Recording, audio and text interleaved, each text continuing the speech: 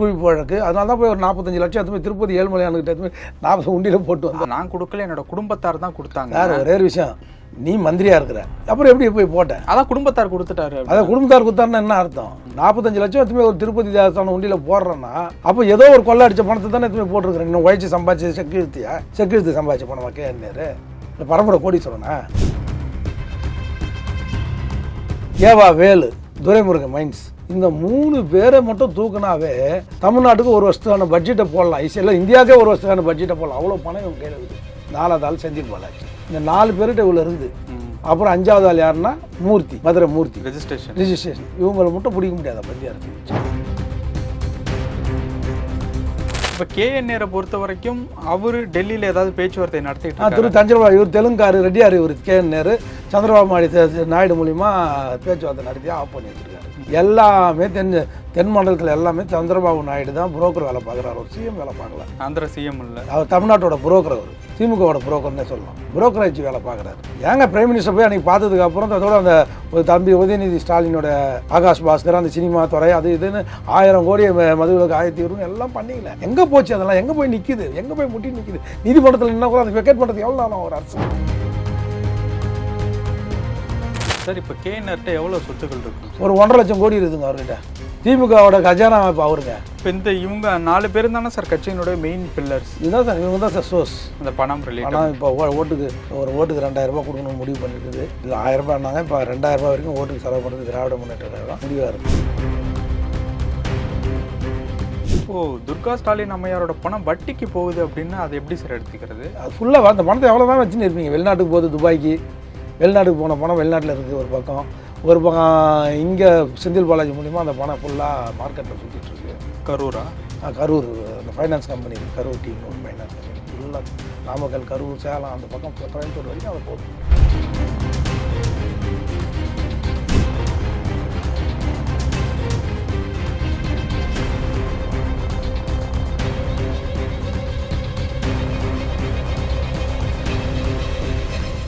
Real ஒன்றியர்களுக்கு வணக்கம். இன்று நம்மளுடைய நேர்காணலுக்கு திரு ஆவின் வைத்தியநாதன் அவர்கள் நினைச்சிருக்காங்க. சார் வணக்கம். வணக்கங்க சார். இப்போ இருக்கக்கூடிய காலகட்டத்தில் திமுகவினுடைய சீனியர் மினிஸ்டர்களில் ஒருத்தவராக இருக்கக்கூடிய நகர்ப்புற உள்ளாட்சித்துறை அமைச்சர் திரு நேரு அவர்கள் மேலே பல குற்றச்சாட்டுகள் சொல்லிட்டு இருக்காங்க. இல்லை சார், ஒன்று வேலை வாய்ப்பு. எப்படி செந்தில் பாலாஜி மேலே குற்றச்சாட்டு இருக்கோ நிரூபணம் ஆச்சு. அது எதுலன்னா டிவிஹெச் ஒரு ரைடு பண்ணாங்க இல்லையா, அமலாக்கத்துறை ரைடில் கையங்கலமாக பிடிச்சிட்டாங்க. அதை ஒரு 25 லட்சத்தில் 40 லட்சம் வரைக்கும் வேலைக்கு வாங்கியிருக்காங்கன்னு அந்த ரெக்கார்டு இருக்குது. அது இல்லாமல் நகராட்சி உள்ளாட்சி துறையில் இந்த இது போடுறாங்கல்ல, பீச்சிங் பவுடர் போடுறாங்க பாருங்கள். பீச்சிங் பவுடர் பெனாயிலேருந்து கை வச்சிட்டாங்க. அது இல்லாமல் பெரிய கொள்ளை 4500 கோடி. எப்போ கேட்டாலும் தோ கிலோமீட்டர் பையான்னு இது ஒரு படத்தில் சொல்லுவானே, கார்த்திக் படத்தில், தீரன் படத்தில். அது மாதிரி எப்போ கேட்டாலும் 85% வேலை முடிஞ்சிச்சு. 4 வருஷத்துக்கு முன்னாடி ஆரம்பிக்கும் போது அதுதான் சொன்னாங்க. மழைநீர் குடிகள் வாரியத்தில் எப்படி வீரான ஊழலத்தில் கலைஞருக்கு தீராத ஒரு ஊழல் பட்டியல் மக்கள் மனதில் பணிந்ததோ, அப்புறம் அம்மா வந்து தான் அந்த வீராணத்தை சரி பண்ணாங்க. அதே மாதிரி குடிநீர் வடிகால் வாரிய அந்த இதில் மழைநீர் இதில் தீராத பழி தளபதி ஸ்டாலினுக்கும் நேருக்கும் வந்து சேரும். இதில் நம்ம தப்பவே முடியாது. எது 4500 கோடியில்? ஏன்னா ஆட்சியை முடியும் தருவாய்க்கு வந்துடுச்சு. இன்னும் 3 மாதம் தான் ஆட்சி இருக்குது. இன்னும் முடிக்கல. எங்கெங்கெல்லாம் தண்ணி தேங்கி இருந்ததோ அதே இடத்துல தான் தண்ணி தேங்கி இருக்குது. இப்போ வலுவா நேரு என்ன விஷயத்தில் சிக்கியிருக்கு சார்? அதுதான் சார் சொத்து குவிப்பு வழக்கு. அதனால தான் போய் ஒரு 45 லட்சம் எடுத்து போய் திருப்பதி ஏழுமலையானுக்கிட்ட எடுத்து போய் 40 உண்டியில் போட்டு வந்தோம். அது அவர் ஓப்பனாக செய்தியாளர் சந்திப்பில் சொன்னார். அதை நான் கொடுக்கல, என்னோட குடும்பத்தார் தான் கொடுத்தாங்க. சார் ஒரே விஷயம், நீ மந்திரியா இருக்கிற, என்கிட்ட அவ்வளோ பணம் இல்லைன்னாரு. அப்புறம் எப்படி போய் போட்டேன்? அதான் குடும்பத்தார் கொடுத்துட்டாரு. அதான் குடும்பத்தார் கொடுத்தாருன்னு என்ன அர்த்தம்? நானும் நீ பதவி பிரமாணம் மறைமுகமாக என் குடும்பமும் எந்தவித ப்ரிவிலேஜையும் அனுபவிக்கக்கூடாது. 45 லட்சம் எடுத்துமே ஒரு திருப்பதி தேவஸ்தானம் உண்டியில் போடுறேன்னா அப்போ ஏதோ ஒரு கொள்ளை அடித்த பணத்தை தானே எடுத்துமே போட்டிருக்கிறேன். இன்னும் உழைச்சி சம்பாதிச்சு செக்கிழுத்து சம்பாதிச்ச பணமா கேன்னாரு இல்லை பரம்பரை கோடீஸ்வரனா? இந்த டிவிஹெச்சில் நிறுவனம்லாம் எப்படி வந்தது உங்களுக்கு? காவேரி ஹாஸ்பிட்டல் எப்படி வந்தது? நேருக்கு எப்படி வந்தது? எல்லாத்துலேயும் ஊழல் அதிகம். இப்போ தான் சொன்ன தீராது. அதாவது பிஜேபி மேலே என்ன வருத்தம்னா, ஏவா வேலு, துரைமுருகன் மைன்ஸ், இந்த 3 பேரை மட்டும் தூக்குனாவே தமிழ்நாட்டுக்கு ஒரு வருஷத்துக்கான பட்ஜெட்டை போடலாம். இல்லை இந்தியாவுக்கே ஒரு வருஷத்துக்கான பட்ஜெட்டை போடலாம். அவ்வளோ பணம் இவங்க கையில் இருக்குது. 4வது ஆள் செந்தில் பாலாஜி. இந்த 4 பேர்கிட்ட இவ்வளோ இருக்குது. அப்புறம் 5வது ஆள் யாருன்னா மூர்த்தி, மதுரை மூர்த்தி, ரிஜிஸ்ட்ரேஷன். இவங்களை மட்டும் பிடிக்க முடியாதா மத்திய அரசு? நிச்சா மத்திய அரசு ஏன் இதில் ட்ராமா ஆடுது? மத்திய அரசு ஏன் விட்டு பிடிக்குது? இப்போ நேரம் கொஞ்சம் இறுக்கி பிடிச்சிருக்காங்கன்னே சொல்லலாமா? தொட்டிருக்காங்க சார். இப்போ மத்திய அரசு செட்டில்மெண்ட், அதாவது இவங்களோட மோசமாக மத்திய அரசு லஞ்சம் வாங்குதுன்னு சொல்ல வரேன். போய் பார்க்குறாரு தளபதி ஸ்டாலின். இந்த ஆகா பாஸ்கர் மேட்டில் போனார், இவர் சந்திரபாபு நாயுடு போய் இட்டு போனார். அவங்க காம்ப்ரமைஸ் அப்படியே ஆஃப் ஆயிடுறாங்க. ஏன் நல்லா ஓப்பனிங்லாம் நல்லா தான் பண்ணுறாங்க மத்திய அரசு, பிஜேபியோட அரசு.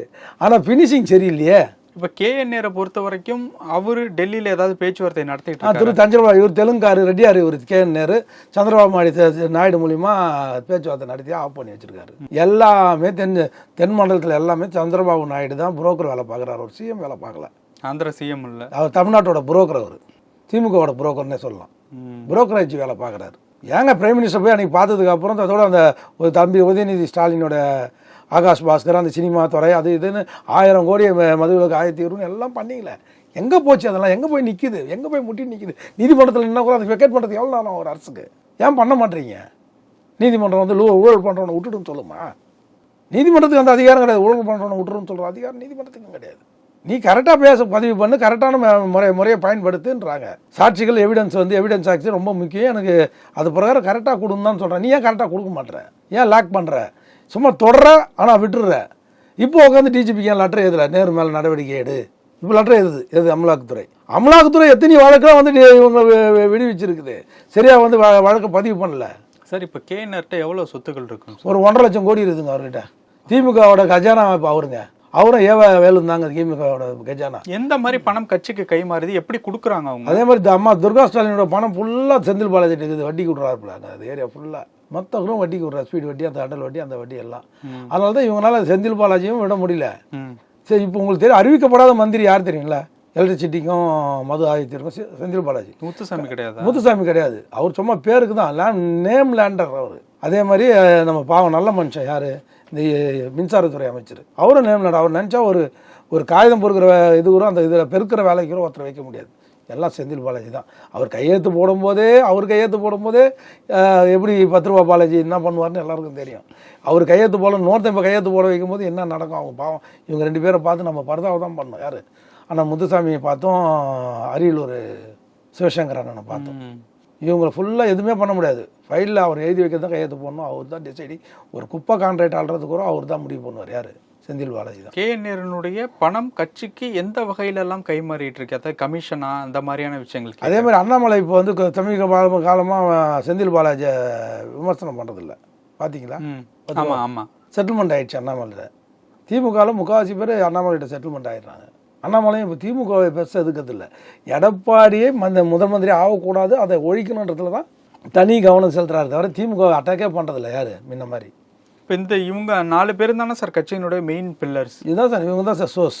அந்த பணம் ரிலேட். ஆனால் இப்போ ஓட்டுக்கு 2000 ரூபாய் கொடுக்கணும்னு முடிவு பண்ணியிருக்குது.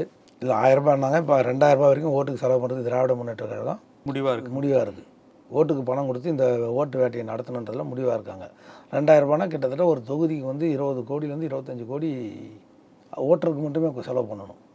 வாக்குக்கு பணம் கொடுக்குறது. அதுக்கப்புறம் கட்சிக்காரன், அதுக்கப்புறம் விளம்பரம், பொதுக்கூட்டம், தலைவர் வர மீட்டிங். கிட்டத்தட்ட ஒரு எலெக்ஷனில் ஒரு கேண்டிடேட் தமிழ்நாட்டில் நிற்கணும்னா 50 கோடி குறைஞ்சபட்சம் தேவை. சாமானியங்க யாரும் சட்டமன்ற உறுப்பினராக ஆகவே முடியாது. அப்படி ஒரு நிலைமையை திராவிட முன்னேற்ற கழகம் வந்து கொண்டு வந்து நிறுத்திடுச்சு. எடப்பாடி அதை பற்றிலாம் சிந்திக்கிறது இல்லைங்க. தோத்தாலும் பரவாயில்ல, நான் தான் முதலமைச்சராக இது முதலமைச்சர் காலம் ஃபுல்லாக முதலமைச்சர் ஆகணுன்ற நினப்பு இல்லை அவருக்கு. காலம் ஃபுல்லாக முதலமைச்சர் வேட்பாளர்னு சொல்லிட்டாவே அது பெருமையாக நினைக்கிறார் அவர். இப்போ இந்த பக்கம் திமுகவினுடைய இந்த மெயின் பில்லர்ஸ் அப்படிங்களுடைய அந்த இதை வந்து அசைக்காமல் பிஜேபி என்டிஏ கூட்டணி வெற்றி பெறதுக்கான வாய்ப்பே கிடையாது. அவ்வளோ பணம் இருக்குது. இதை அசைக்கணும், இவங்களை முடக்கணும். யாரை? இந்த பண முதலைகள் கொள்ளடிச்ச முன்னாள் அமைச்சர்கள் எல்லாரையும் லாக் பண்ணாமல் தமிழ்நாட்டில் ஒரு சுதந்திரமான தேர்தலை எதிர்பார்க்க முடியாது. பணம் இருக்கிறவன் ஜெயிப்பான், பணம் இல்லாதவன் தோப்பான். ஒரு நாஞ்சில் சமுத்திரங்கிட்ட பணம் கிடையாது. அவர் போய் ஒரு தொகுதியில் விஜய் இறக்கி விட்றாருன்னா அவர் செலவு பண்ணுறது யார் பண்ணணும்? கட்சி. விஜய் தான் பண்ணணும். அவர் பொண்ணு சீட்டு எம்பிபிஎஸ் சீட்டு படித்து 4 காலம் படித்ததுக்கு அம்மா ஃபீஸ் கட்டினாங்க. கடைசி ஒரு அண்ணா அம்மா இல்லை, அதுக்கே அவர் எவ்வளோ சிரமம் போட்டு போனார் அண்ணா நாஞ்சில் சம்பத்தானே. அதிமுக இருந்தவங்களும் அவரை கண்டுக்கல. இது அமமுக வந்த டிடிவியும் அவரை கண்டுக்கல. அம்மா இருக்கும்போது அவர் இன்னோவா கார் கொடுத்தாங்க, சீட்டு கொடுத்தாங்க, அதுக்கான படிப்பு செலவு அம்மா ஏற்றுக்கினாங்க. அம்மா போனதும் அம்மா நாமத்தை வழங்கி பற்றி பேசுகிற அண்ணன் எடப்பாடியார் அதை பற்றி சிந்திக்கவே இல்லை, இது பண்ணவே இல்லை. சரி இங்கே தான் முறையில் சரியில்லைன்னு சொல்லி திமுக கோசம் ஆதரவு நிலைப்பாடு, கட்சிக்கு போல ஆதரவு ஒரு நிலைப்பாட்டோட செயல்பட்டார். திமுகவும் அவருக்கு எந்த பதிவும் வழங்கலை, பொருளாதார ரீதியாகவும் அவரை வந்து இது பண்ணலை. அதனால் திமுக எப்பவுமே பண்ணாது, அது தெரிஞ்ச விஷயம். அவங்க குடும்பத்துக்கே பத்தாது, அவங்க கையில் போய் எதிர்பார்க்கறது வேஸ்ட்டு. பண்ண வேண்டிய அதிமுக பண்ணலை. பண்ண வேண்டிய அமமுக தலைவர் குறைஞ்சபட்சம் மரியாதை கூட உரிய முறையில் டிடிவி சார் தராது தான் அவர் வெளியில் போனார் அமமுக. இப்போ துர்கா ஸ்டாலின் அம்மையாரோட பணம் வட்டிக்கு போகுது அப்படின்னா அதை எப்படி சார் எடுத்துக்கிறது? அது ஃபுல்லாக அந்த பணத்தை எவ்வளோ தான் வச்சுன்னு இருப்பீங்க. வெளிநாட்டுக்கு போகுது, துபாய்க்கு வெளிநாட்டுக்கு போன பணம் வெளிநாட்டில் இருக்குது ஒரு பக்கம் இங்கே செந்தில் பாலாஜி மூலிமா அந்த பணம் ஃபுல்லாக மார்க்கெட்டில் சுற்றிட்டு இருக்கு. கரூரா? கரூர் அந்த ஃபைனான்ஸ் கம்பெனி இருக்குது, கரூர் டீம்னு ஒரு ஃபைனான்ஸ் கம்பெனி ஃபுல்லாக நாமக்கல், கரூர், சேலம் அந்த பக்கம் கோயம்புத்தூர் வரைக்கும் அது போதும். அதிக வட்டிக்கு, ஸ்பீடு வட்டிக்கு, நார்மல் வட்டிக்கெலாம் கிடையாது. எத்தனை பர்சன்டேஜ் சார் வரும்? அது இருக்கும் 10%, 12% வரைக்கும் இருக்கும். ஓகே. ஸ்பீடு வட்டி, டெய்லி வட்டி. மார்க்கெட் கோயம்பேடு மார்க்கெட்டுக்கு போகுது, கோயம்பேடில் ஸ்பீடு வட்டின்னு சொல்லுவாங்க.